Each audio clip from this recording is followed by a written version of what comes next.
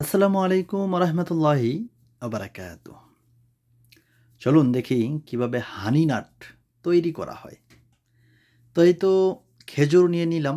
খেজুরগুলো বিচি ফেলে দিয়ে সুন্দর করে একটু শক্ত খেজুর নিতে হবে। শক্ত খেজুরগুলো খুব ভালো। তারপরে কালো কিশমিশ এবং সাদা কিশমিশ, কিশমিশগুলো ধুয়ে নিলে ভালো, ধুতে হবে বাধ্যতামূলক। তারপর এই যে আখরোট আছে। আখরোট খুব ভালো জিনিস শরীরের জন্য, ড্রাই ফ্রুট। তারপরে কিছু দিয়ে দেওয়া হোক কাঠবাদাম।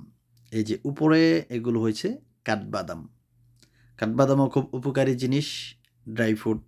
এগুলো তো দামি, আসলে সবসময় আমরা সবাই খাইতে পারি না। তারপর হয়েছে কাজু বাদাম।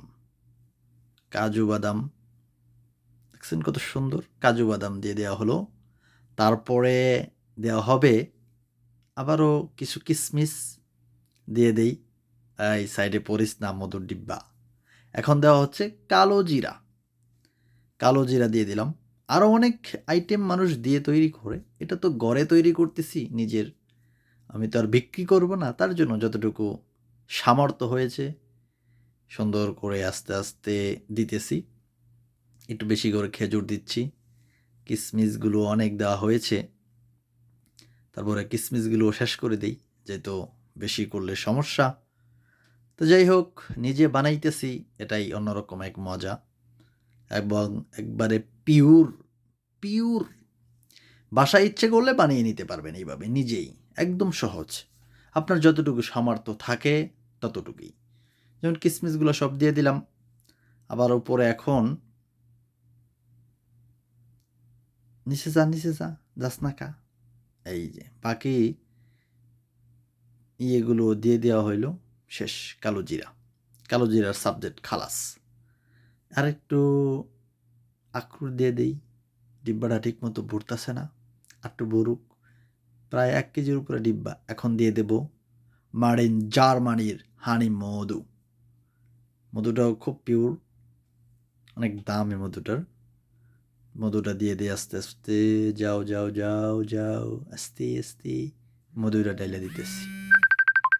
পিওর মধু ডালা হচ্ছে, পিওর।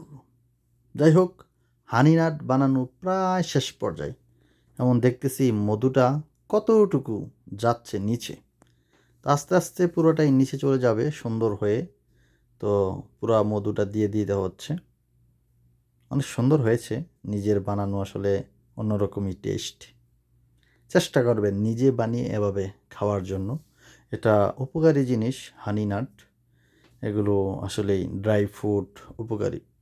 ওয়াও, মাশাল্লাহ মাশাল্লাহ, মিয়া মিয়া লাগতেছে, সুন্দর হয়েছে। ওয়াও। আর কয়টা কাজু বাদাম দিয়ে দিই উপরে, একটু জায়গা ফাঁকা আছে। এই বাহ, কয়টা আখরোট দিয়ে দিলাম। তারপর এখন বলেন সবাই কেমন হয়েছে। ভিডিওটা দেখার জন্য কষ্ট করে অনেক অনেক ধন্যবাদ সবাইকে। ভালো লাগলে লাইক কমেন্ট শেয়ার করতে পারেন। অনেক অনেক ভালোবাসা। দেখতে পাচ্ছেন কত সুন্দর হয়েছে। মধু একবারে নিচে চলে গেছে। আসলে কণ্ঠ খারাপ তো, তাই আমার ভিডিও কেউ দেখে না, বুঝছেন। তো যাই হোক, হানি নাট বানানো কেমন হয়েছে, যদি কোনো ভুল হয়ে থাকে ক্ষমার দৃষ্টিতে দেখবেন এবং পরামর্শ দিতে পারেন। লাইক কমেন্ট করে কমেন্টে জানাবেন কেমন হয়েছে আমার হানি নাট বানানো। ভালো থাকবেন সবাই। Bye bye, tata.